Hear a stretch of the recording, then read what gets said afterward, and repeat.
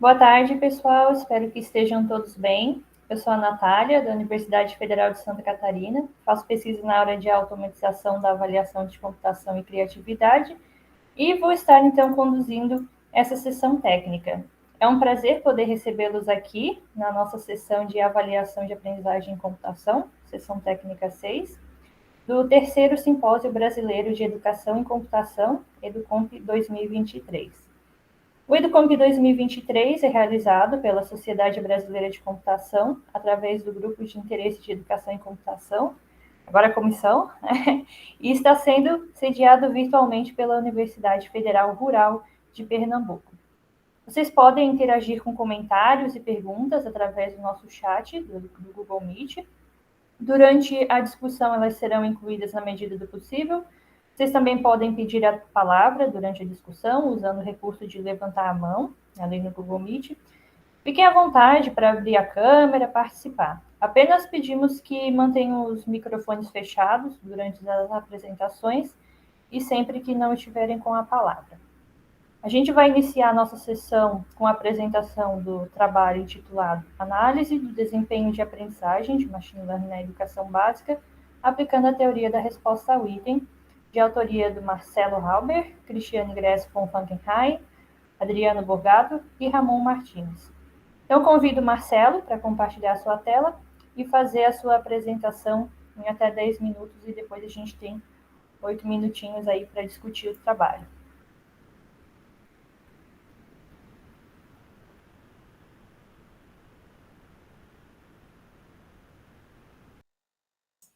Boa tarde. Está aparecendo a minha tela aí para vocês? Sim. Legal. Vou iniciar, então. Boa tarde, eu sou Marcelo, né? A pedido dos organizadores do evento, eu inicio com minha autodescrição. Eu estou falando da minha casa, em Camboriú. Tenho pele clara e cabelos curtos e lisos, e não tenho barba. Estou usando uma camiseta escura e o fundo da minha imagem está borrado. O trabalho que eu vou apresentar é intitulado Análise do Desempenho de Aprendizagem de Machine Learning na Educação Básica aplicando a teoria de resposta ao item. Esse trabalho foi desenvolvido por mim, pela minha orientadora Cristiane e pelos meus colegas Adriano e Ramon. Recentemente tivemos algumas propostas de cursos que abordam o ensino de Machine Learning na educação básica. Um exemplo desses é o curso Machine Learning for All, dentro da iniciativa Computação na Escola da Universidade Federal de Santa Catarina.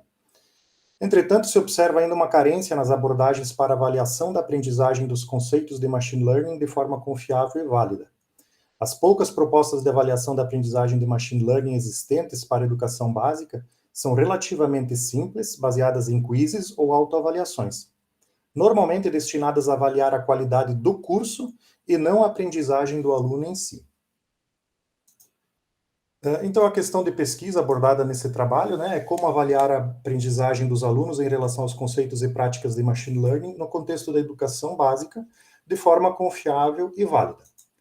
Para atingir esse objetivo, nós seguimos uma metodologia, né, que se iniciou com a definição de uma rúbrica, depois a aplicação do curso Machine Learning para Todos, seguido da coleta e da análise dos dados, e, por fim, a avaliação da rúbrica.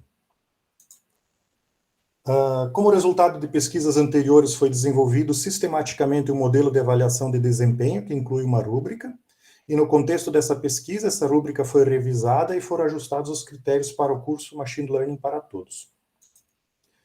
Então, as questões de análise desse trabalho foram: quais são as evidências de confiabilidade da rúbrica por meio da utilização da teoria de resposta ao item, e quais as evidências de validade da rúbrica por meio da análise da carga fatorial. A coleta de dados ocorreu durante a aplicação do curso Machine Learning para Todos. Esse curso foi projetado para ensinar conceitos básicos de Machine Learning com foco na classificação de imagens para alunos de escolas de ensino fundamental e médio, sem prévios conhecimentos de computação ou inteligência artificial ou Machine Learning. Os dados foram reunidos em uma única amostra. Os autores avaliaram os artefatos produzidos pelos alunos de acordo com a rúbrica, e algumas partes dessa avaliação foram automatizadas. O curso tem duração de 8 horas, a faixa etária de 12 a 18 anos, e foram 4 aplicações nos anos anteriores, né, nos 2 anos anteriores, totalizando 108 estudantes envolvidos. Foram coletados artefatos na forma de resultados de aprendizagem criados pelos alunos ao longo do processo de desenvolvimento de um modelo de Machine Learning no contexto do curso Machine Learning para Todos. Então, vamos aos resultados, né? Com relação à análise e preparação dos dados, podemos ver que alguns estudantes não entregaram todos os artefatos do curso, né, que são indicados pelos NAs aí nas tabelas. Diante do grande número de NAs e da potencial imprecisão a ser inserida, esses foram excluídos. Também, devido ao tamanho limitado da amostra, optou-se por uma análise dicotomizada dos itens, reagrupando os níveis aceitável e bom para um novo nível de desempenho chamado adequado. O resultado é apresentado na tabela abaixo, na parte inferior aí do slide, né? Também foi observada a necessidade de eliminar alguns itens que não apresentavam variação. Dessa forma, os itens C2, C6 e C7 foram eliminados, e também o item C4 foi eliminado, pois na amostra os itens C3 e C4 apresentavam os mesmos quantitativos em suas categorias. A confiabilidade medindo a consistência interna da rúbrica de Machine Learning foi analisada por meio do coeficiente ômega. Obtivemos um coeficiente ômega global de 0,781, que, de acordo com a literatura, indica um valor aceitável de consistência interna. Observa-se também que a exclusão de alguns itens, como os sublinhados, poderia elevar o valor global do ômega, mas não de maneira significativa. Com relação às análises usando a teoria de resposta ao item, iniciamos verificando a adequação da calibragem dos itens a um modelo de 2 parâmetros dicotomizados, mantendo-se a escala padrão. Ao analisar o resultado da calibração, o parâmetro A indica o padrão de discriminação, enquanto o valor de B indica o índice de dificuldade do item. De uma forma geral, os itens parecem estar bem calibrados, né, de forma adequada. O item C1 apresenta uma qualidade de discriminação, o que é o valor de A, ligeiramente baixa, mas muito próxima do valor adequado de 0,7, portanto foi mantido.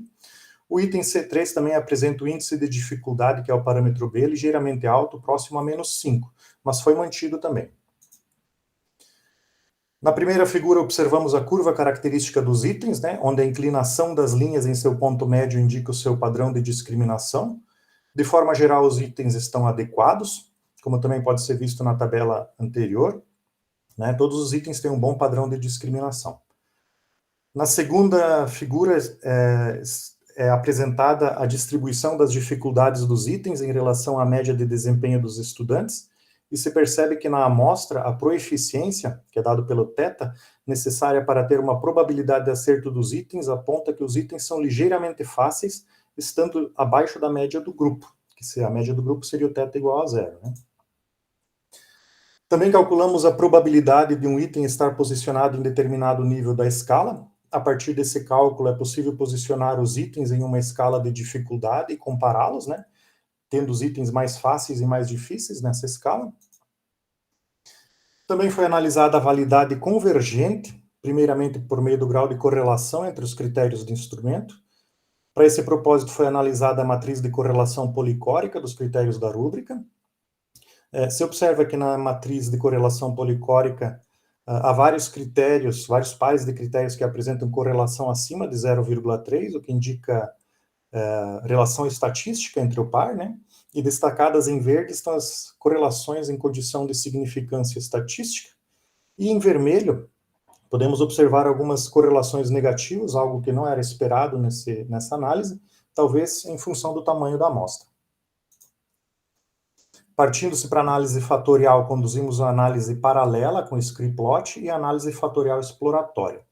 A análise paralela indica a existência de 3 fracas dimensões ou traços latentes na amostra, né, que são representados pelos X em azul acima da linha pontilhada vermelha. E partindo-se para a análise fatorial exploratória, consideramos os valores que avaliam a qualidade de ajuste do modelo quanto ao erro quadrático médio, que é o RMSEA, o índice de ajuste comparativo, que é o CFI, e o índice de Tucker-Lewis, que é o TLI. O ajuste é considerado adequado quando o RMSEA é menor que 0,5 e o TLI e o CFI maiores que 0,90. É interessante observar que para quando se considera 2 ou 3 dimensões, apesar de haver convergência do modelo, o valor de RMSA ficou em 0 e o CFI em 1 e o TLI acima de 1. Resultados esses que não eram esperados, possivelmente oriundos da não convergência dos modelos.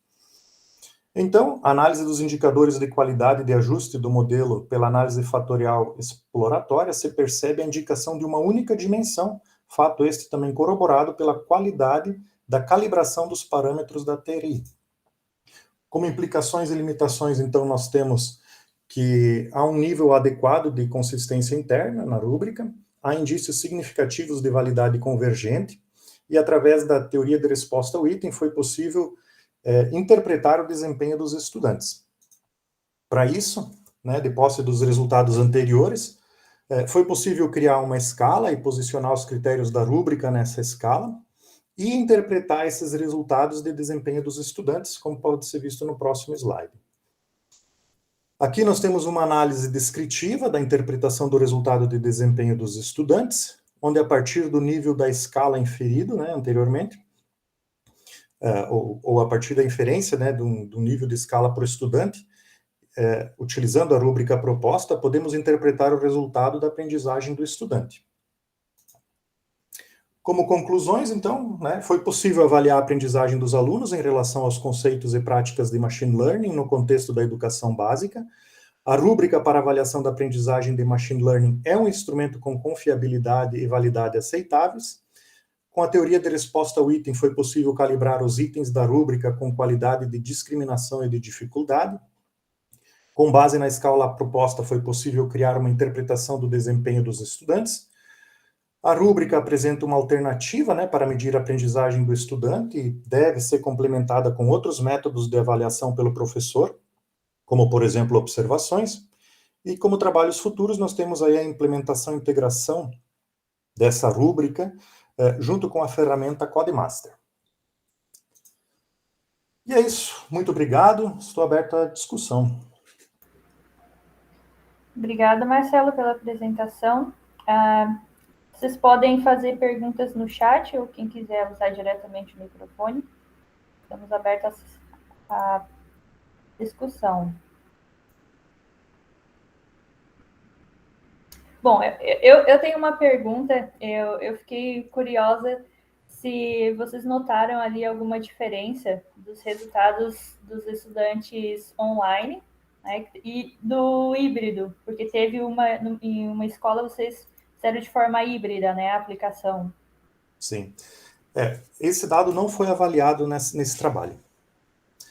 Todos os dados foram juntados em uma única amostra e foram considerados todos juntos para se fazer a calibragem usando a teoria de resposta ao item. Então, não foi feito estudo comparativo entre grupos. Sim, mas vocês notaram alguma diferença, assim, algo que chamou a atenção ou não? Olha, entre a escola... Isso, a escola municipal e as demais que foram totalmente online.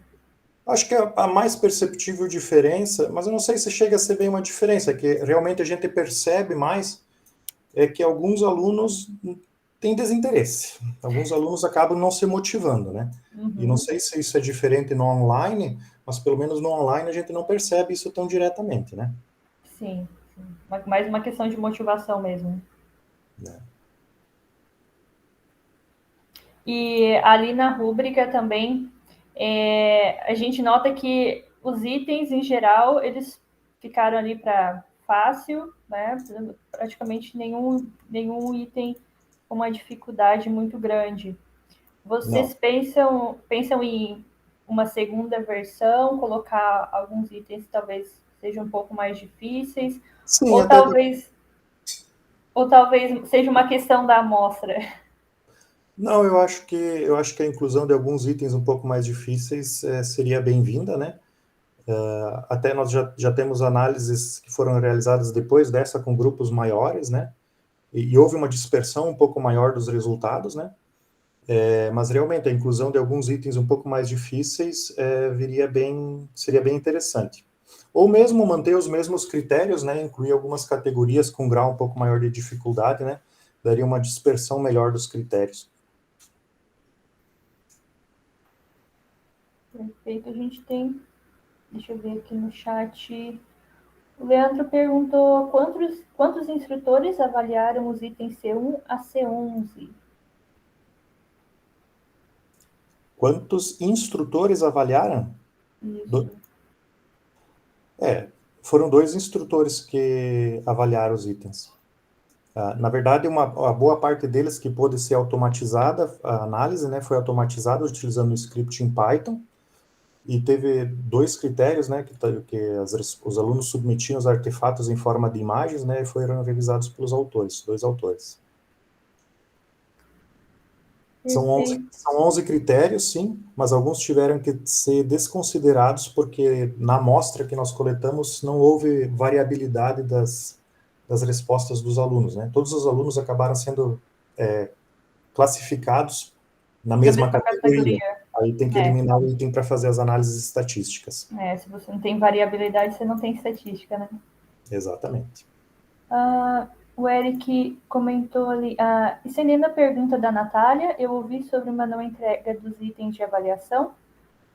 Houve alguma diferença nisso entre o remoto e o híbrido? Não foi avaliado diretamente essa questão, né, entre quantidade de entregas, por exemplo, entre diferentes grupos. O foco aqui foi em avaliar justamente a confiabilidade e a validade da rúbrica em si, né. Então, para isso, todos os dados coletados foram reunidos em uma única amostra.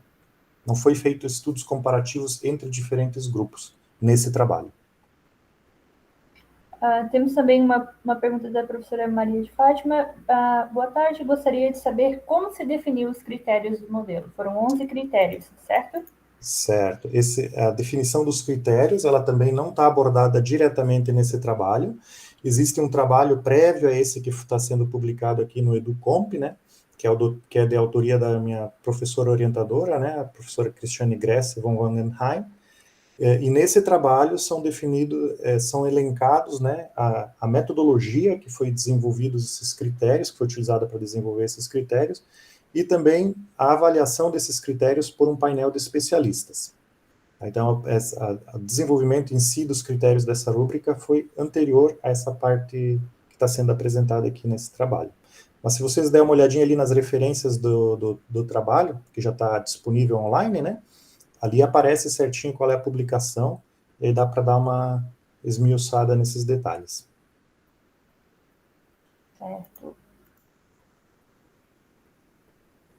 Muito obrigado, Maria de Fátima.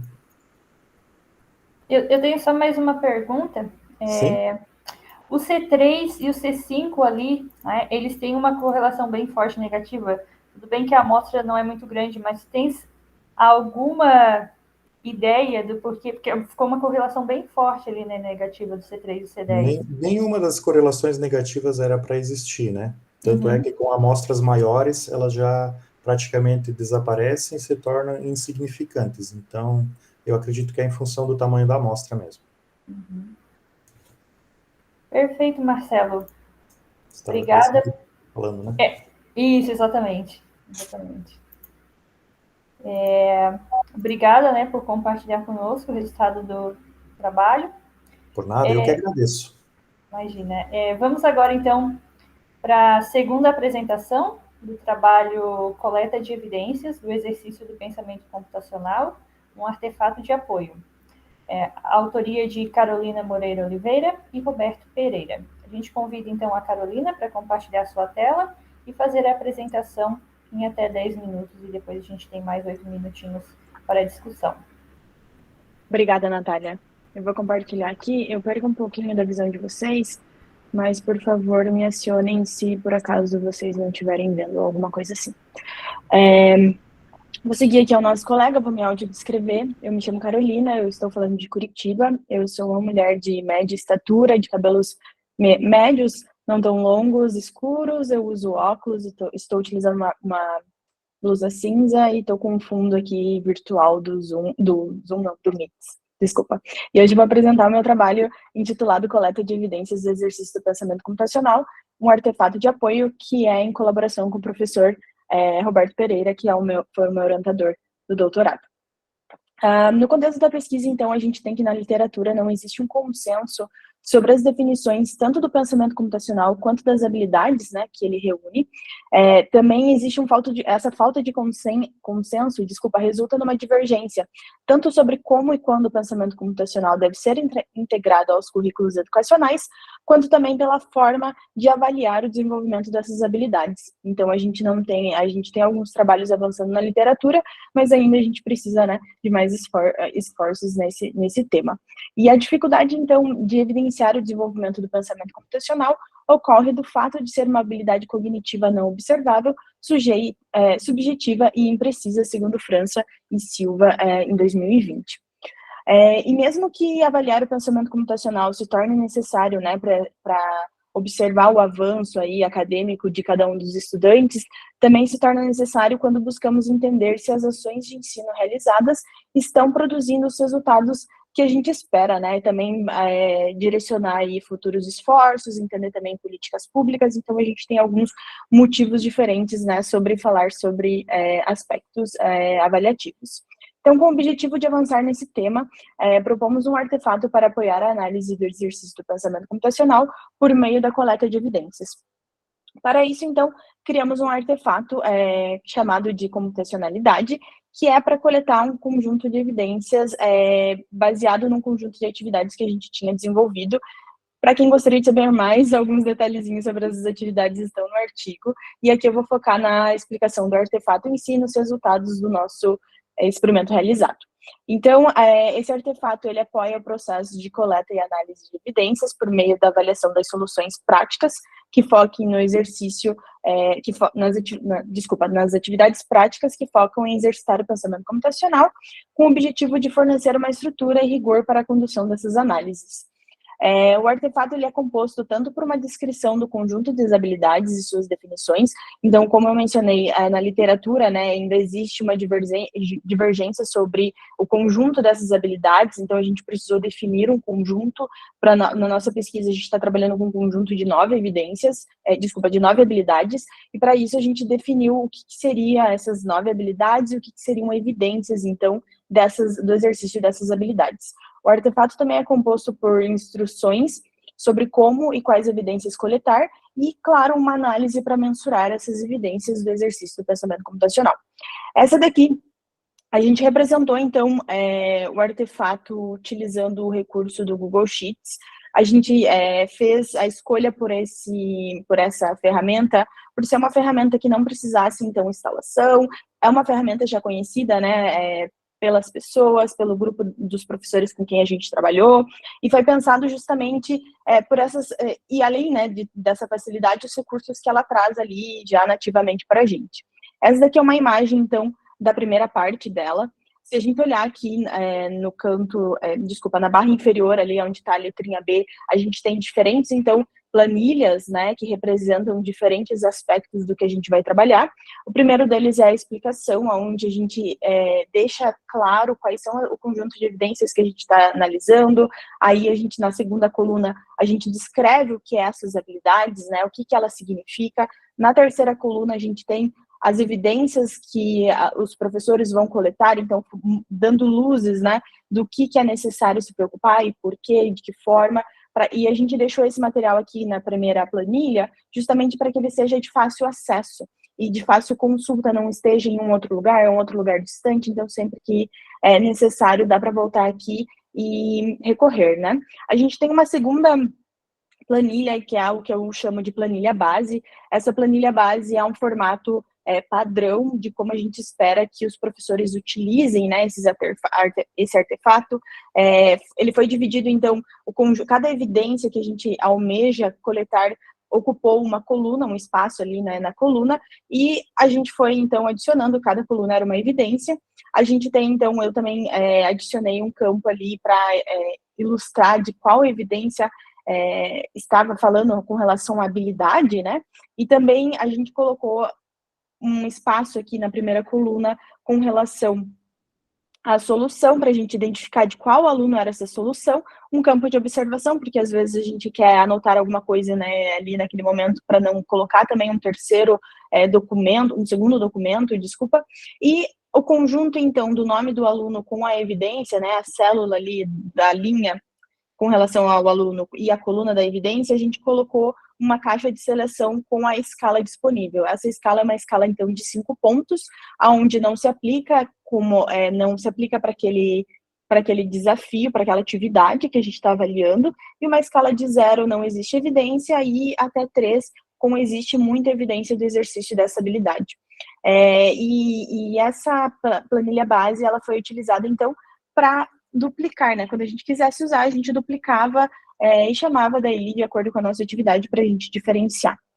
A partir da criação desse artefato, então, a gente realizou um experimento.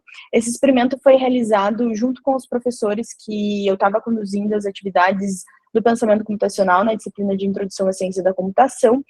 Foi realizado com eles por causa dessa proximidade e também porque foram eles que sinalizaram a dificuldade, às vezes, de lembrar sempre os aspectos que precisavam ser avaliados.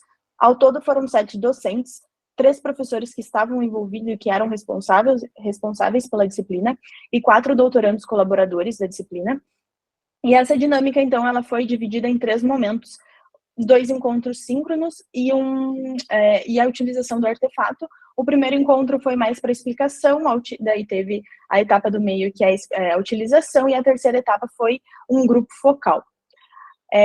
Então, foram avaliadas 83 soluções, cada professor avaliou em média entre 10 e 11 soluções, e também revisou para a gente ver se tinha algum ponto de alerta, né, ou alguma coisa que a gente precisava dar atenção.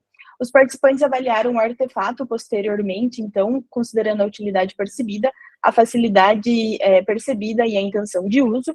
O questionário, ele foi um questionário de 16 questões obrigatórias de múltiplas escolhas e 3 questões discursivas optativas, onde cada um dos participantes poderia discorrer melhor.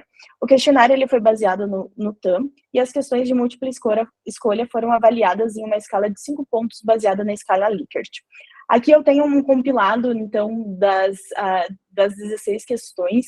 Essa imagem, ela está um pouquinho maior no artigo, e também convido vocês a darem uma olhada, e também a gente pode conversar depois num próximo momento, até no momento de discussão melhor sobre essas questões. Ou depois, né? Algumas percepções gerais que a gente teve, então, é que foi unânime a percepção dos participantes sobre a utilidade de ter conhecimento sobre as dimensões. Então, o artefato ali, ele deixava claro quais eram as dimensões que precisavam ser coletadas, né, com relação a cada uma das habilidades. Então, e também estava muito, muito próximo à explicação de tudo isso. Então, os professores os docentes sinalizaram que eles gostaram bastante disso, principalmente porque quando a gente faz uma avaliação, é muito fácil a gente esquecer algum ponto, né? Ou para um aluno a gente olha de uma forma, para um outro aluno a gente olha de uma outra forma. Então, o artefato também, ele traz um pouquinho desse rigor para a gente olhar da mesma forma para todas as avaliações. Foi unânime também que a percepção da utilização do artefato exigiu bastante esforço mental, principalmente porque, se a gente voltar aqui na imagem, aqui a gente tem um esboço de 4 evidências, mas ao todo foram 25 evidências a serem coletadas, então exigia muito esforço mental lembrar de tudo isso, ficar navegando na planilha. A carga cognitiva necessária, principalmente na primeira utilização do artefato, foi alta, pois foram muitas informações novas e pontos de atenção durante a execução da análise das soluções. Então, que nem eu comentei, eram muitas evidências a serem coletadas, era novo também esse artefato, por mais que a planilha fosse um instrumento sempre utilizado, altamente utilizado pelos professores, mas ainda lembrar de todas essas informações exigia ali uma carga cognitiva um pouco alta, e os participantes foram unânimes, então, em afirmar que utilizariam o artefato outras vezes e provavelmente recomendariam para outras pessoas utilizarem também.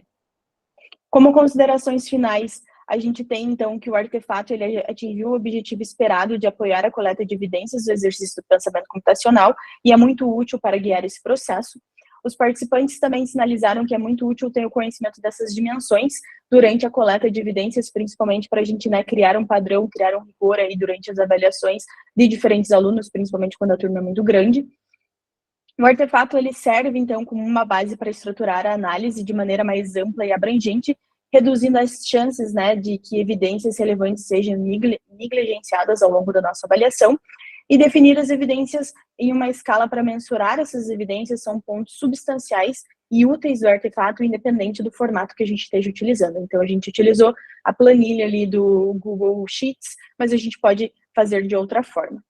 O artefato, então, ele não conta ainda, como trabalhos futuros, ele não conta ainda com nenhum recurso que compile ou transforme essa coleta de evidências em uma análise seja ela qualitativa ou quantitativa, e também a gente enxerga como possibilidade de trabalhos futuros uma possibilidade de evolução desse artefato para avaliar as soluções automaticamente, utilizando talvez processamento de linguagem natural ou alguma outra estratégia, e identificar, né, por meio disso, o momento que está sendo exercitado essas habilidades e também para quantificar, e com isso definir uma relação talvez de pesos entre as evidências para cada uma das atividades, porque nem todas as atividades desenvolvem da mesma forma, né, tem foco na mesma profundidade em exercitar aquelas evidências e aquelas habilidades, além da necessidade de criar uma fórmula, então, talvez, né, para a gente assumir e ter uma nota no fim, quem sabe, dessas avaliações. Eu agradeço a presença de vocês, eu deixo aqui um QR Code para vocês escanearem, se vocês tiverem interesse de conhecer esse material melhor, e fico à disposição para dúvidas e esclarecimentos. Obrigada. Obrigada pela apresentação, Carolina. Nós temos já algumas perguntas no chat. A Fernanda falou: oi, Carolina, parabéns pela pesquisa. Dúvida: ter um conjunto de ações esperadas pode retirar possibilidades criativas de responder aos problemas? Como vocês pensaram essas ações? Tá, eu só vou ler aqui porque eu perdi um pouquinho do teu áudio.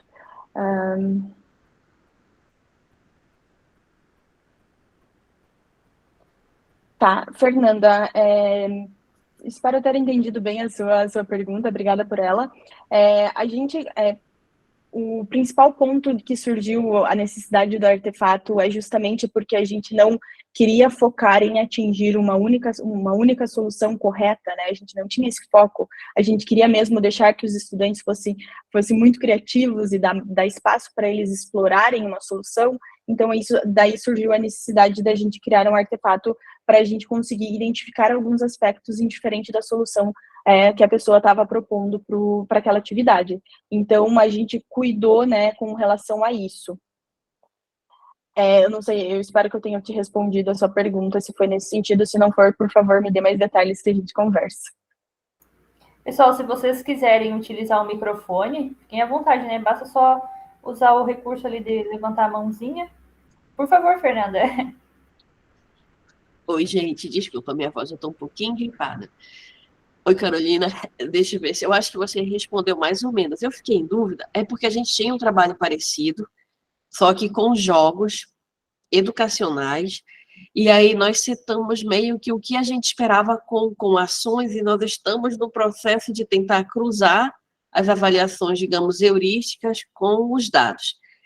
Mas aí apareceram algumas coisas que nós não tínhamos, por exemplo, previsto. Deixo já uma oficina com crianças em outro momento, que é, por exemplo, eu tenho certa forma de responder e eu espero que ele chegue a isso. Só que a gente observou que com crianças menores, por exemplo, às vezes eles aparecem com umas soluções, assim, que a gente não tinha pensado. Então, por exemplo, a gente teve uma oficina para trabalhar questões de super-herói. Não necessariamente saiu o super-herói, que era o que a gente tinha esperado, ou as estruturas que a gente esperava que eles utilizassem, mas eles fizeram outras histórias, né, e responderam àqueles pontos de outra forma. E aí eu vi na sua apresentação que vocês mais ou menos setaram, né, o que a gente espera daqui. Aí a minha pergunta era, tipo assim, e como lidar, na verdade eu ainda não sei como lidar nessa parte, por isso que é uma pergunta, uma dúvida, com coisas assim completamente inesperadas. Por exemplo, em educação e computação, a gente sempre conversa isso com os meninos, que é tipo assim, ou rodou ou não rodou. Mas, às vezes, entre rodar e não rodar, existem muitas coisas que podem ser tidas assim como super interessantes. E o fato de não necessariamente ter chegado naquela finalização não quer dizer que não teve um bom resultado. Aí, eu não li o trabalho, tá? Provavelmente agora eu vou voltar e vou ler, porque eu fiquei bastante curiosa e achei umas coisas super legais. E aí eu queria saber como vocês lidaram com isso, tipo, o registro de coisas completamente inesperadas, que não necessariamente resolve o que foi colocado como problema, mas pode ser utilizado em outra situação, outro contexto. Claro, entendi melhor, Fernanda, a sua explicação. Sim, em alguns momentos, quando a gente fala de educação, né, surgem pontos aí que a gente não consegue cobrir todos eles, e essa é também muito próximo da preocupação de vocês, essa era a nossa preocupação de não restringir ao chegar ao resultado final, né? Então, por isso surgiu a necessidade do trabalho, como eu comentei, e aquele campo que eu mostrei, aonde tinha um campo de observações, foi uma das formas que a gente encontrou naquele momento para anotar pontos que realmente não estavam cobertos, né, pelas 25 evidências que a gente tinha selecionado, mas que poderiam contribuir ali, que estavam caminhando, né, para contribuir naquilo que a gente esperava daquela solução. Mas como eu comentei, esse material, infelizmente, esse artefato, infelizmente, ele não produz ele não compila, ele não gera nenhuma nota ou alguma análise qualitativa para fornecer para o estudante, então vai também do professor depois voltar e olhar essas observações que ele fez ali, né? Porque em alguns momentos elas são bem importantes mesmo para a gente poder observar, né, o que veio de muito diferente naquela solução. Agora eu entendi, Carolina, muito obrigada. Mas eu Imagina. acho que vocês chegam lá cruzando esses dois campos, até criar apontamentos, talvez, para dizer assim, olha, esse aqui tem alguma coisa diferentona. Uhum. O ruim para a gente que trabalha com educação é exatamente não ter um pouco essa automatização. Trabalhar com 10, até 20 pessoas numa turma é legal. Agora, quando você tem pares de 30, é complicado. Sim, sim. Obrigada. Eu que agradeço. Parabéns. Eu vou lá fazer o trabalho. A gente tem mais algumas perguntas aqui no chat. Eu não sei se vai dar tempo da gente discutir tudo, mas tem a pergunta aqui do Fabrício. Ele pergunta em que material vocês se basearam para a seleção, né, desses 9. Claro. Obrigada, Fabrício. Bom, essa é uma parte um recorte da minha pesquisa ali, do que foi, né, eu desenvolvi, para conhecimento de vocês, eu desenvolvi uma abordagem para apoiar o desenvolvimento do pensamento computacional no ensino superior em computação. Então, eu li também, você fala dos pilares, sim, a gente considera os pilares do pensamento computacional como 4, algoritmos, reconhecimento de padrões, decomposição e abstração, que seriam habilidades mais macros. Aí a gente tem um conjunto de habilidades que derivam dessas habilidades, sendo consideradas como habilidades mais micros, vamos colocar dessa forma. Os materiais que foram utilizados, então, para a gente produzir isso tanto o trabalho de França e Silva de 2020. Eu posso, depois aqui que eu encerrar essa discussão, eu posso escrever ali e responder o pessoal que eu não consegui responder aqui nesse intervalo que a gente tem, eu respondo por texto e também trago para vocês as referências. E também no meu trabalho eu utilizei tanto as diretrizes curriculares da Sociedade Brasileira de Computação para o curso de graduação em computação e o trabalho da CM e da I3E, que é um trabalho também que é o Guidelines para Computer Science Education, alguma coisa assim. Também o mapeamento sistemático da literatura que eu realizei durante o meu doutorado, então foi um conjunto aí desses 4 materiais que a gente elencou, tanto essas 9 habilidades que derivam desses 4 pilares. Perfeito, Carolina. Eu vou fazer só uma pergunta, depois você pode responder ali o pessoal que perguntou no chat, depois claro. Tá? Eu só fiquei um pouco curiosa, porque assim, você até comenta, né, eu cheguei a ler o artigo, que são vários itens. Vocês pensam em fazer uma versão light dessa ferramenta? Uma versão mais enxuta? Tá, boa. Natália, esse principal ponto ela era muito robusta, né, para o que ela precisava fazer naquele momento, e eu acho que vai muito no sentido de, a gente criou aqui, pegou compilou essas 9 evidências, identificou 9 habilidades, identificou 25 evidências para cada uma dessas, quer dizer, para as 9 habilidades, então tem um conjunto menor para cada uma delas, mas eu acho que também vai muito do professor identificar o que ele busca exercitar com a atividade proposta, e daí identificar quais são as evidências que ele quer coletar para essa atividade. Então, eu acho que, eu entendo hoje que o artefato ele é muito mais um guia para o professor saber, olha, a gente pode coletar tudo isso considerando essas atividades aqui, mas vai do professor também elencar, né, o que é mais importante para ele, o que ele quer realmente verificar para cada uma delas. É mais uma adaptação daí dessa abordagem, que eu acho que desse artefato que daí pode ser considerado como uma versão mais light dele, e também vai ser mais fácil também de manipular, né, que nem a Fernanda trouxe, um grupo pequeno é legal, mas quando a gente vai para um grupo muito grande, vai começando a ficar mais complexo, né. Ó, o Whindersson disse que a gente só tem sessão às 15. A gente pode esticar as discussões. Então, eu vou continuar aqui, mas na próxima pergunta que a gente tinha no chat. Peraí, deixa eu ver se eu tantas perguntas. Só deixa eu te interromper. Tinha alguém com a mão levantada. Eu não sei se essa pessoa quer abrir o microfone e trazer a pergunta dela. Era eu, Caroline. Vai lá, por favor. Eu fiz minha pergunta também no chat, então eu estava aguardando ela ser lida.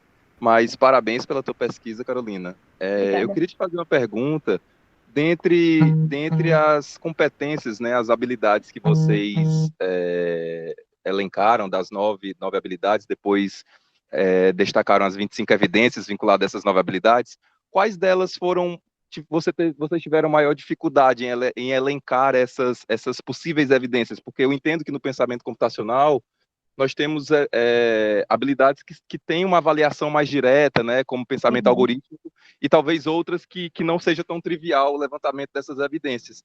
E como vocês chegaram a essas possíveis evidências? Obrigada, Éder, pela sua pergunta. Eu acho que esse foi um ponto de mais confusão mental minha durante a elencação dessas evidências. Não foi de um dia para o outro esse conjunto surgiu. Aí tem um trabalho, o meu doutorado, ele aconteceu de uma maneira meio que incremental. Eu gosto de apresentar ele assim, porque a gente realizou 6 estudos de caso na mesma disciplina, e a gente foi evoluindo o material ao longo desses 6 estudos de caso, meio que no sentido de uma pesquisação, assim, em que você vai, aplica, depois volta, reflete, melhora o material, aplica de novo, então meio que nesse sentido. E ao longo desse processo a gente foi identificando algumas coisas, foi melhorando e evoluindo, mas particularmente para mim, assim, contei bastante com a ajuda do professor Roberto, que está aqui na plateia, que é o meu orientador, foi muito no processo de, às vezes, como que eu tenho certeza que a pessoa realmente abstraiu, né? A gente tem algumas evidências, a gente consegue perceber alguns aspectos, mas é muito difícil a gente chegar num valor de dizer assim, foi por causa disso, ou ela realmente fez isso. Pode ser que seja um grande acaso do destino, pode ser que a pessoa simplesmente, né, decidiu que era um caminho, e eu acho que esses são aspectos que também são difíceis quando a gente fala de educação de uma maneira geral, né? Da gente, a abstração, a generalização, a gente tem, às vezes a gente olha para uma solução e pensa, né, essa pessoa fez para um conjunto, a ordenação para um conjunto de 5 elementos.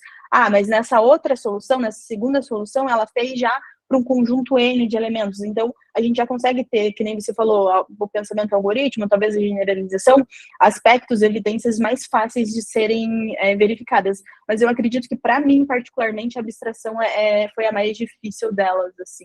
Justamente, né, nesse ponto, assim, será que realmente foi essa atividade? Será que realmente ele conseguiu abstrair ou que ele pôs ali foi um grande acaso, né? Então, eu acho que são esses aspectos. A gente tem... Obrigado. Imagina. A gente também tem ali uma pergunta da Daiane. Ela dá os parabéns pelo trabalho e pergunta se seria possível expandir o uso desse artefato para o ensino básico. Claro, obrigada, Daiane, pela pergunta. Sim, eu acredito que seja possível. Que nem eu comentei, o artefato, ele é uma parte da minha tese, e a minha tese, ela também envolve um conjunto, a criação de um conjunto de atividades. Então, como avaliar essas atividades, como conduzir essas atividades e o que considerar, né, antes da preparação ali para conduzir essas atividades. Então, tem 4 pontos. E ela, mesmo que a gente testou ela no ensino superior, que nem eu comentei, ela foi criada de uma maneira que ela possa ser adaptada tanto para diferentes contextos. Ela foi testada no ensino superior em computação, mas ela pode ser utilizada em outras disciplinas, por exemplo, outro curso de graduação, como também outras faixas etárias. Vai muito também daí da profundidade da atividade que você está utilizando, mas o artefato em si, com toda certeza, você pode utilizar, porque as evidências, né, que a gente definiu ali, mais um guia de como olhar para aquela solução, não só buscando o resultado final, né? Mas como que eu tenho evidências naquela solução, indiferente de qual seja a solução, de que ocorreu uma abstração, né? E por tema de curiosidade, a gente já tem um trabalho que está utilizando o artefato, principalmente, na adaptação, foi adaptado e foi sendo utilizado para o ensino básico. Então, já tem trabalhos nesse sentido. Daiane, depois eu posso te passar mais detalhes desse... É uma pesquisa que está acontecendo aqui na Federal do Paraná, é a ICLEA, é o nome dela. Posso te passar contato e depois vocês podem trocar figurinhas também. Perfeito, Carolina. Temos aqui também uma pergunta do Darcy. Carolina, você julgaria correto eu afirmar que essa forma de abordagem corresponde a um método de avaliação colaborativa do artefato realizada pelos participantes? Tento usar a expressão avaliação colaborativa em um sentido bem amplo mesmo. Tá, Darcy, eu fiquei com um pouco de dúvida, obrigada, né, pela sua pergunta, mas eu fiquei um pouco de dúvida a um método colaborativo de avaliação do artefato ou avaliação das soluções utilizando o artefato? Eu acredito que método de avaliação colaborativa, entre parênteses, do artefato. Não sei se quer abrir o microfone, Darcy.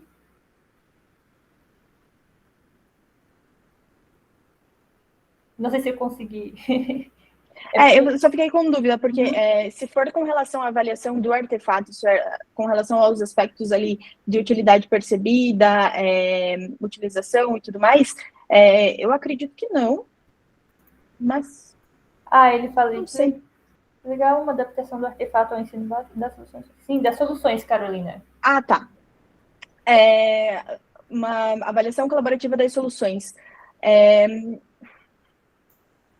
Bom, aconteceu que a forma como aonde a gente estava conduzido a disciplina, que nem eu falei, né, era uma disciplina, o nome dela é Introdução à Ciência da Computação, ela tinha um dos focos da disciplina era exercitar o pensamento computacional, então esse é um dos motivos também que eu realizei atividade nessa disciplina, onde o meu orientador, o professor Roberto, ele era professor, e a gente foi ao longo disso trabalhando e a gente percebeu essa necessidade. A avaliação, ela foi... eu tô pensando ao mesmo tempo que eu tô respondendo, né? Mas ela foi colaborativa nesse primeiro momento, justamente para a gente identificar se o artefato fazia sentido. Então, mas os dois professores não produziam uma avaliação dupla. Então, ela não considera que seja uma avaliação colaborativa, não. Mas esse trabalho em pares de avaliação e depois conferência, era mais só para a gente verificar se o artefato não tinha dado problema, se a planilha ali não tinha dado algum erro, né?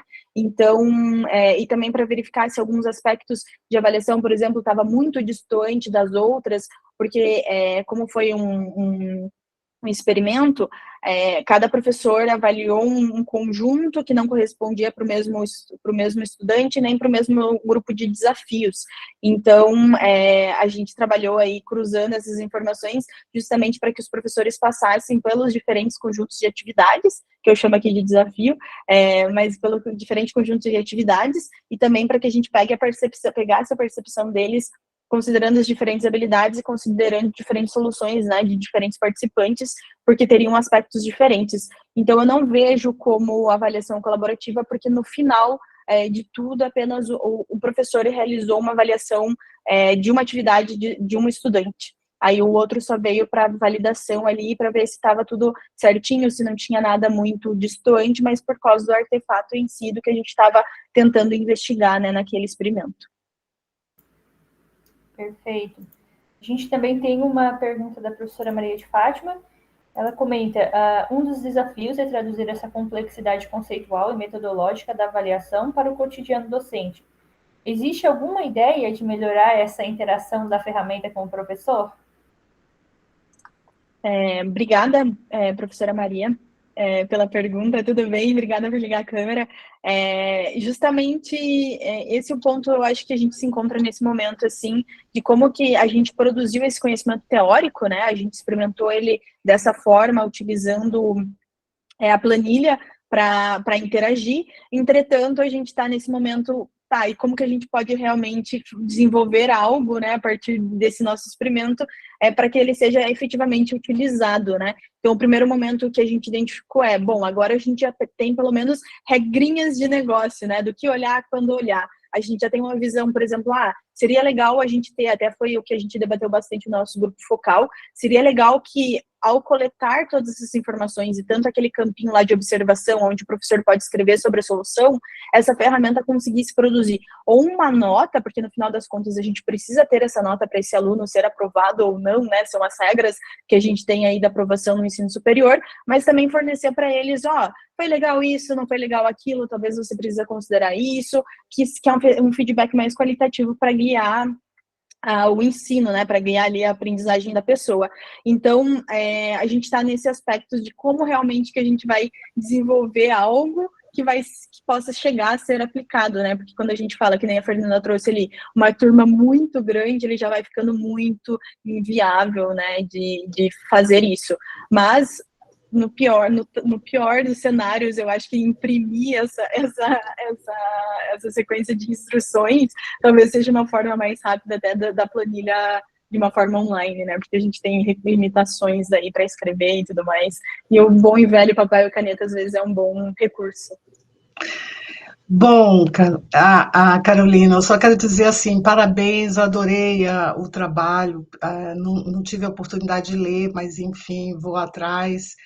Dizer que é um ponto de partida muito interessante. Eu tive assim essa experiência aqui de implantar, de ter um modelo semelhante, e esbarrei nesse momento da interação, né, de facilitar o entendimento e digamos, o engajamento dos professores e principalmente dos docentes com a metodologia, porque ela traz muitos ganhos. E uma sugestão, talvez, eu também ainda não fiz aqui, né, mas é associar os portfólios individuais, né, porque você tendo esse recurso, né, associado a cada indivíduo dentro de um processo sistemático até longitudinal, né, a gente tem aí um instrumento poderoso de avaliação formativa. É isso, muito obrigada. Vou acompanhar, seguir, estou à disposição também para ajudar. Eu que agradeço, fico aí à disposição também para a gente conversar mais. Professora, se um dia você quiser esbarrar em outros pontos aí também.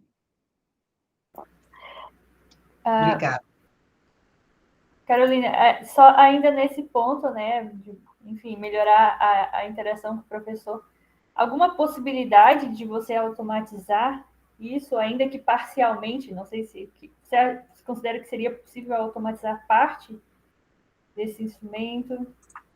Eu acredito que sim, até que nem eu comentei como trabalhos futuros, Natália, talvez até trazer algum recurso, algum algoritmo de processamento de linguagem natural, processamento, enfim, a gente já tem alguns outros trabalhos que caminham nesse sentido, mas confesso que ainda não tive tempo de sentar e colocar energias para verificar, né, com o fechamento da tese, enfim, agora completando todos os requisitos, a gente senta e volta a olhar para esses pontos, mas é um trabalho que nem a professora Maria trouxe, é um início, né? Porque a gente fala muito de criar atividades, desenvolver habilidades, mas e como que a gente mensura ou verifica ou coleta evidências de que isso está sendo realmente efetivo, né? De uma forma que a gente não restrinja, que nem a Fernanda trouxe, a uma solução de chegar ao certo ou errado. Então, também reconheço o processo, né? Porque, às vezes, durante o processo ali da tentativa de resolver uma atividade, da tentativa de propor uma solução, mesmo que seja algorítmica ou não, a pessoa está desenvolvendo esse conhecimento, está desenvolvendo essas habilidades, então a gente caminha nesse sentido, assim, mas virão as cenas dos próximos capítulos, uma automatização. Perfeito, perfeito. Então, a gente agradece a Carolina por ter compartilhado conosco os resultados do seu trabalho. E, por fim, não menos importante, vamos agora para a apresentação do trabalho intitulado Passar nos casos de teste é suficiente? Identificação e análise de problemas de compreensão em códigos corretos. De autoria do Eric Silva, Ricardo Cacefo e Rodolfo Azevedo. Convidamos então o Eric para compartilhar sua tela e fazer a sua apresentação em até 10 minutinhos.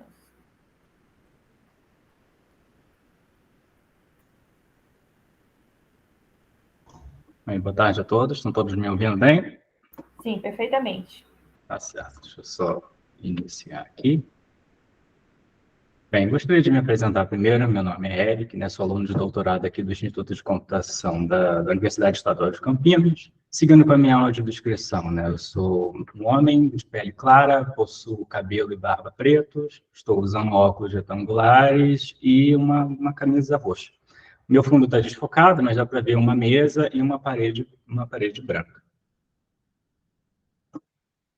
Então, a principal motivação da realização do nosso trabalho foi na existência desses sistemas de correção automática de código, né, que sabemos que eles auxiliam o instrutor de uma determinada disciplina.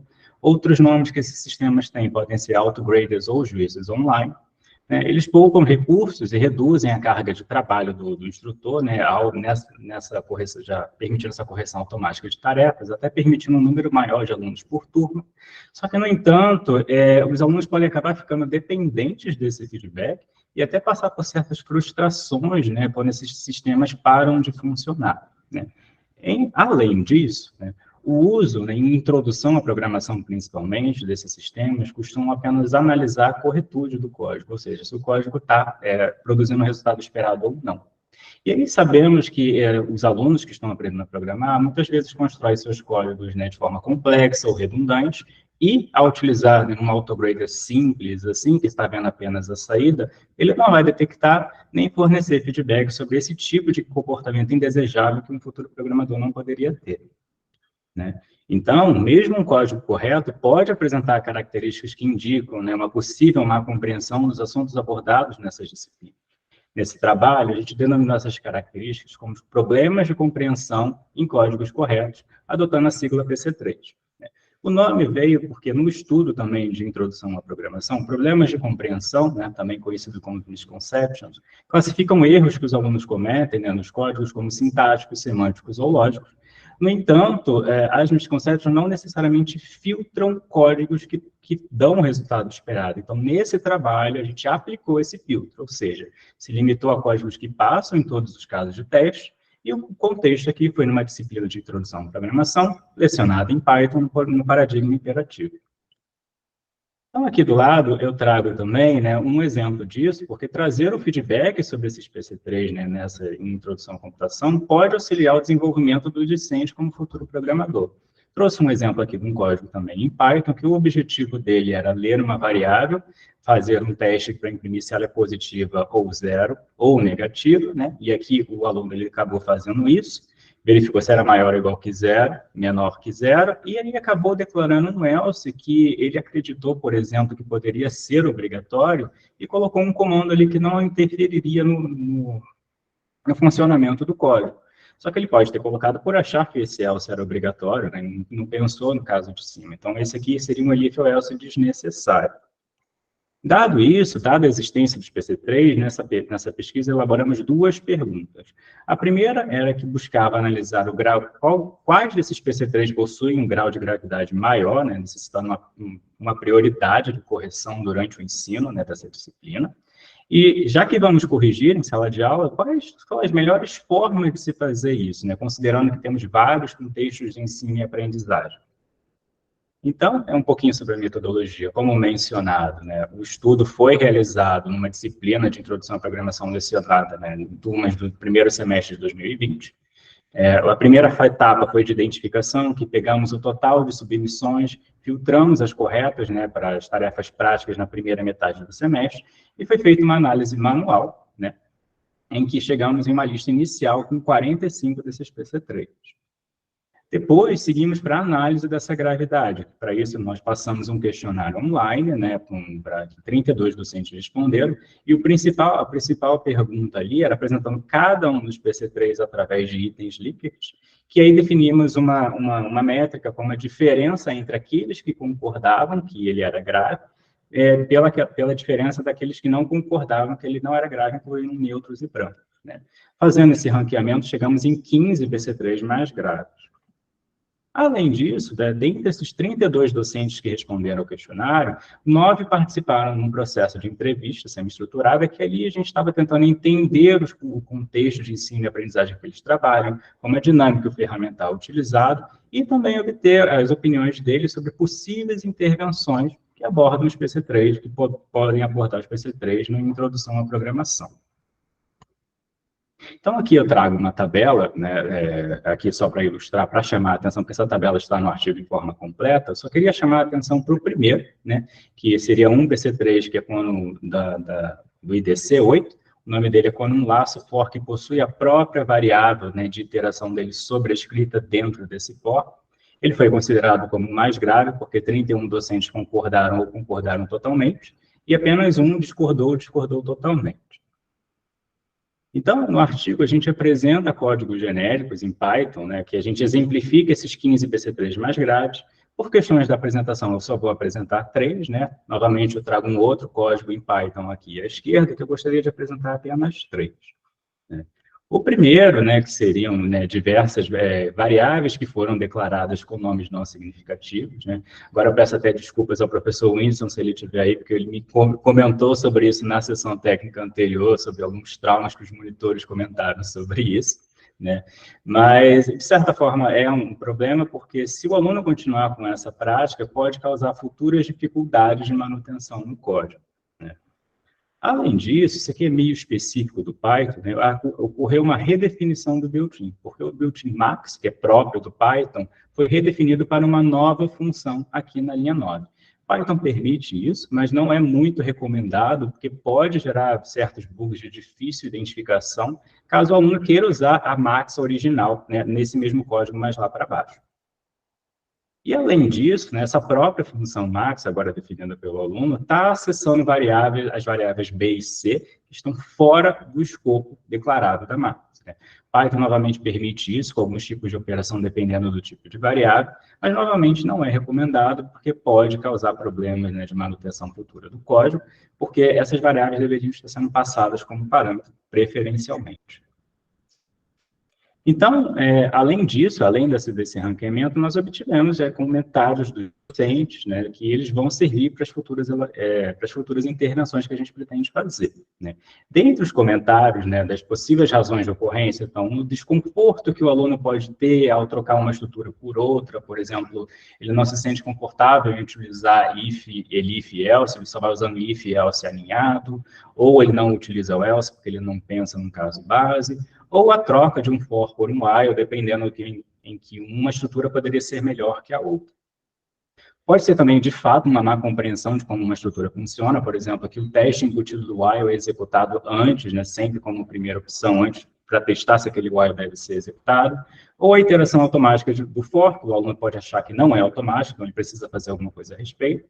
E, além disso, né, a despreocupação do aluno em querer organizar a solução dele, uma vez que ela já está funcional, e até mesmo vícios desenvolvidos em experiências prévias de programação que os alunos podem ter antes de chegar na disciplina na graduação.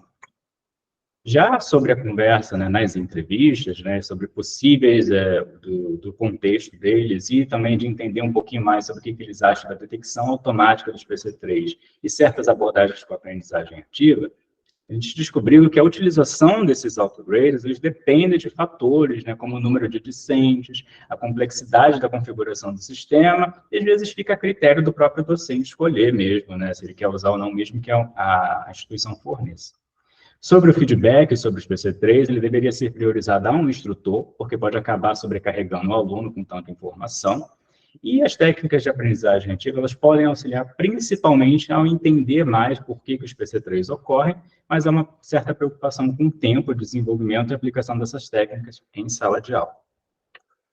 Então, né, como conclusão e considerações finais, né, a gente percebeu que o estudo sobre os PC3 podem auxiliar nas turmas de introdução à programação que utilizam, né, esses autograders no ensino e na aprendizagem, até mesmo porque 8 desses 15 PC3, né, mais graves correspondem a expressões booleanas e também de iteração, que são assuntos comuns abordados nessas disciplinas introdutórias que utilizam paradigma imperativo.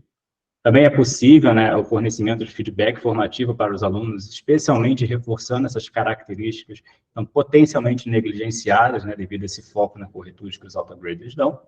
E nos trabalhos futuros, né, estamos trabalhando, né, com a questão de detecção automática, né, desses 15 PC3 considerados mais graves, e o desenvolvimento dessas intervenções, né, para trabalhar com os PC3 em sala de aula.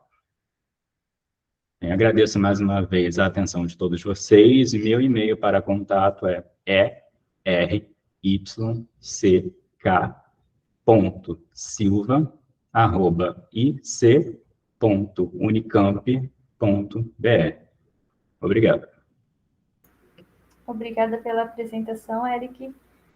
Nós temos aqui já uma pergunta do Fabrício.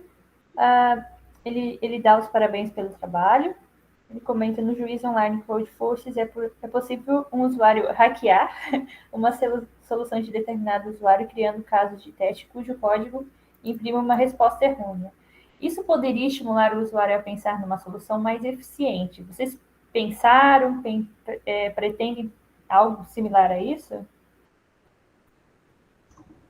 Não, porque o sistema que a gente utilizou foi assim, a gente não pensou nisso, né? Porque o sistema que a Unicamp mesmo utiliza, ele costuma ser bem fixo, e a gente deu uma olhada principalmente nisso. Ele grava algumas coisinhas, mas não nesse sentido, né?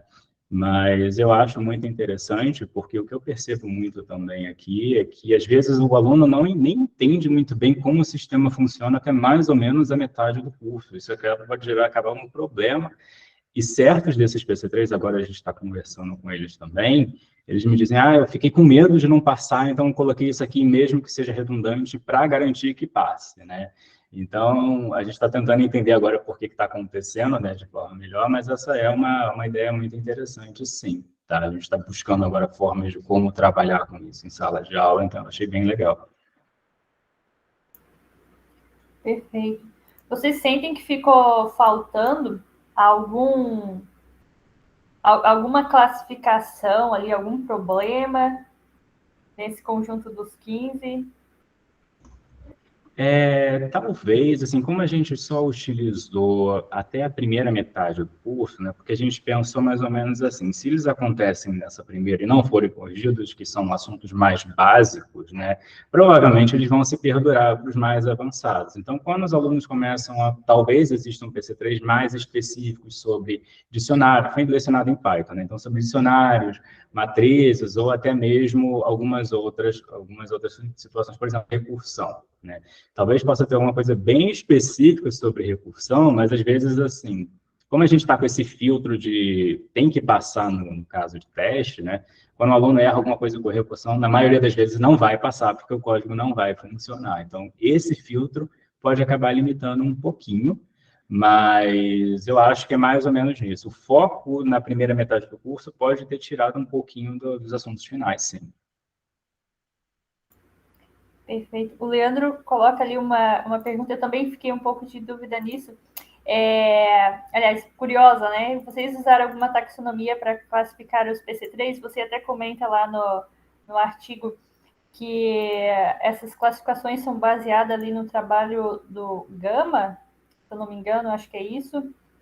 Você pode falar um pouquinho mais sobre essa taxonomia, enfim, esse trabalho, a forma de classificação dos PC3? Sim, a gente se baseou nesse trabalho do Guilherme Gama porque ele foi de acordo com um assunto, sendo bem honesto, foi o assunto abordado. Então, vinha lá variáveis, identificadores e escopo, ou expressões booleanas, ou iteração. Teve um só apenas de função que ficou classificado como mais graves. Teve uns de raciocínio também, né, que foram poucos. Os casos de teste, que acabamos identificando pelo menos 2, né? Organização de código, que é mais relacionado a como o aluno está organizando ali, a questão das variáveis não significativas até seria essa também, e outros que não se classificaram em nenhum. Então, foi mais ou menos assim que a gente fez e criou um ID com base de A até H, e fomos numerando, A1, A2, A3, até o H3, né, dentro desses 45. Foi assim que a gente fez. Perfeito. A gente tem mais uma pergunta do Fabrício. Ele pergunta: uma pessoa comentou em outro trabalho que não recebeu nota máxima em uma questão por conta do nome de uma das variáveis. Você considera isso um erro semântico?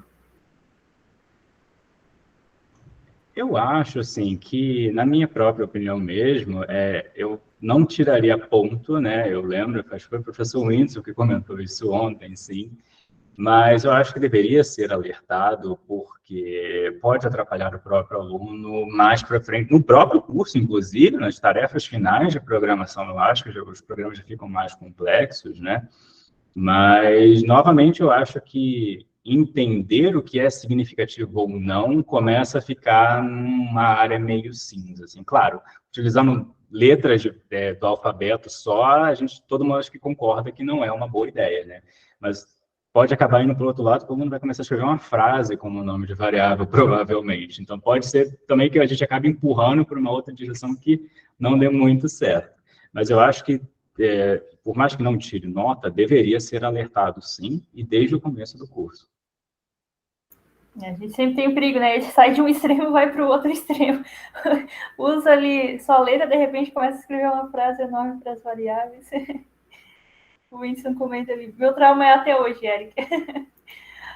O professor Leandro comenta, faz ali mais uma pergunta sobre se os 32 professores que ranquearam a gravidade, eles eram todos da mesma instituição ou houve uma variação?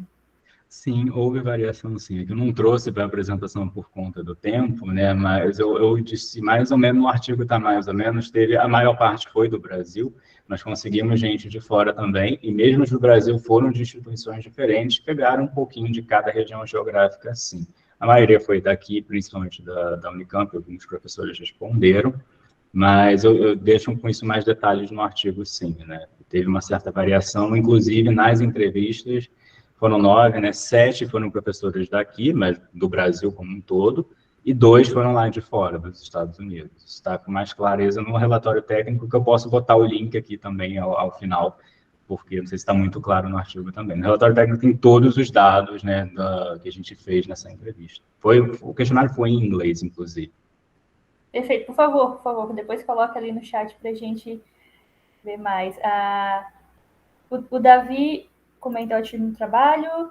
Eric, ferramentas linters conseguem identificar alguns dos PC3 identificados, mas outros não. Verdade. Você sabe se esse tipo de ferramenta pode identificar alguns dos PC3 mais graves? Sim, sim. A gente está tentando fazer isso, né? É que assim, só fechar. Opa. É que a gente está tentando fazer isso utilizando a detecção pela árvore sintática, tá? Ontem acho que teve uma sessão que comentaram muito sobre isso com machine learning, mas não é a minha área, então eu não sei opinar sobre isso.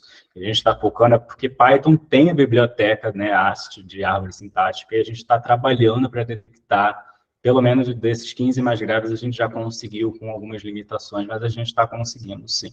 Né? Não sei se a gente vai chegar até os 45, porque, na minha humilde opinião, vai ter alguns que são muito dependentes do contexto, então vale mais a pena comentar em sala de aula ou utilizar alguma abordagem didática mesmo, de material.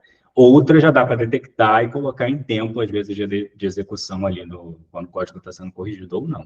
Tá? Então, eu acredito que sim. Né? Nem todos, mas alguns sim. E nesse mesmo sentido, tem essa coisa, né, que quanto mais você restringe o contexto ali da atividade, até fica mais fácil de você detectar algumas coisas. Como que você vê essa detecção dos PC3 em alguma atividade mais aberta? Por exemplo, em vez de você ter uma atividade, faça um código para, sei lá, calcular sequência de Fibonacci, que é uma atividade bem fechada, bem específica.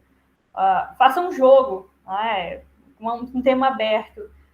Você considera que o quanto desses PC3 você acha que seria possível detectar quando você tem um contexto mais livre, né? Os alunos podem ser um pouco mais criativos, né? Podem fazer coisas que desviam ali um pouco mais de quando você tem uma atividade bem definida. Sim, eu acho que, assim, aí entra num outro caso que a gente estava só pensando mais recentemente, que talvez possa se desvincular da correção automática, porque um jogo não daria para fazer uma correção automática, eu concordo, seriam projetos mais elaborados, mas tendo o código, ou os trechos do código, né, o arquivo fonte, né, alguma coisa assim, colocaria para verificar de forma automática em algum outro ambiente que não está tentando ver a corretude ali, né? Não vai ter um caso de teste propriamente dito, né? Alguns PC3 podem, especialmente os da classe F, não entrariam, né? Mas eu acho que sim, porque daria para ver, né? Eu acho que eu comentei com um professor nas entrevistas que ele me fala que ele justamente passa isso, né? O trabalho final já é uma coisa mais elaborada e ele tenta olhar os trechos de código assim por conta própria para tentar identificar, comportamentos similares. Então, eu acho que sim, pode ter tanto integrado com os autograders, né, resumindo a pergunta, como também por fora, utilizando um outro ferramental próprio para trabalhos mais complexos. Uhum. Até porque o aluno, né, vai aprendendo, e é legal, normalmente nessas disciplinas tem, né, um projetinho final, alguma coisa desse tipo, em que eles fazem algo um pouco mais complexo, que não é tão bem definido, e aí pode ser um pouco mais criativo e tal.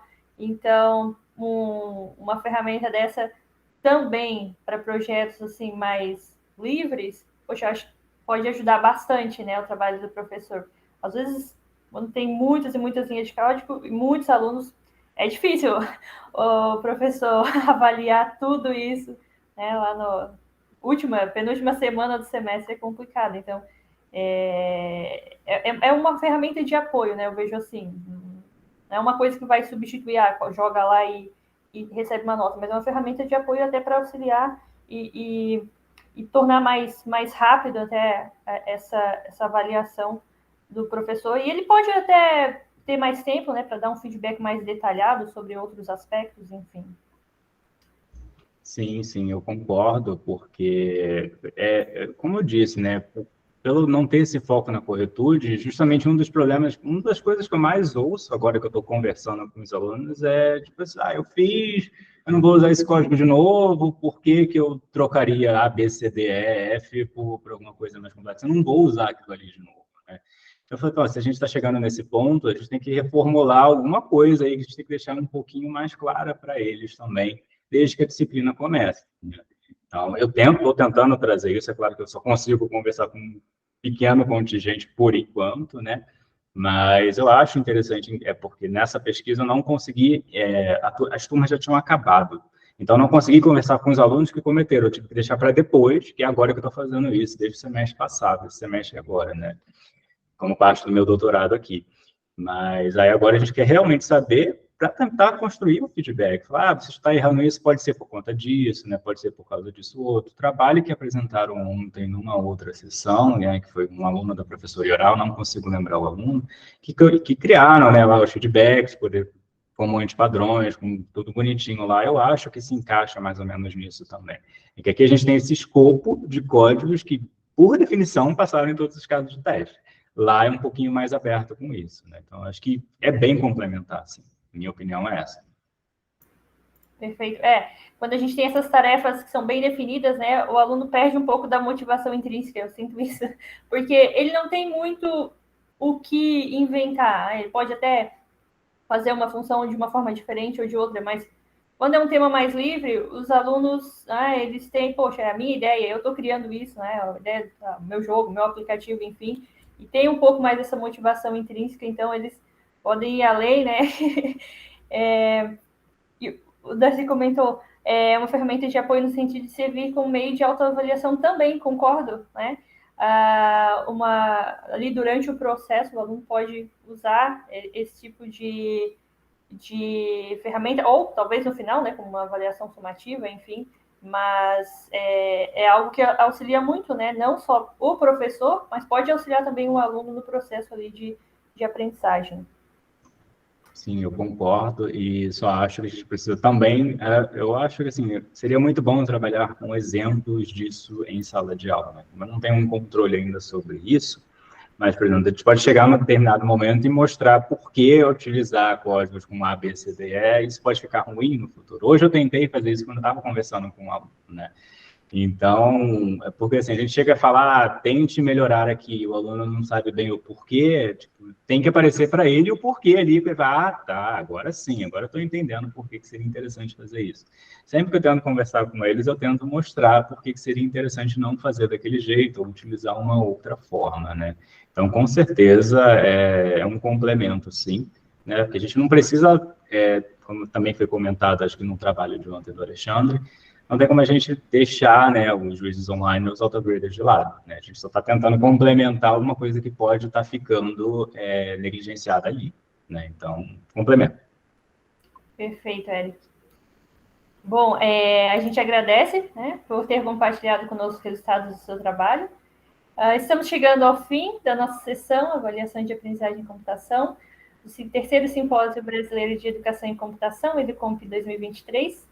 Foi um prazer estar com vocês, conhecendo um pouco mais dos resultados desses trabalhos produzidos pela nossa comunidade. Logo mais às 3, a gente tem mais 2 sessões técnicas super interessantes, currículos de computação e ensino de engenharia de software. Então, aproveitem, né? Confira a programação no site, continuem conosco no EduComp 2023 e até a próxima, pessoal.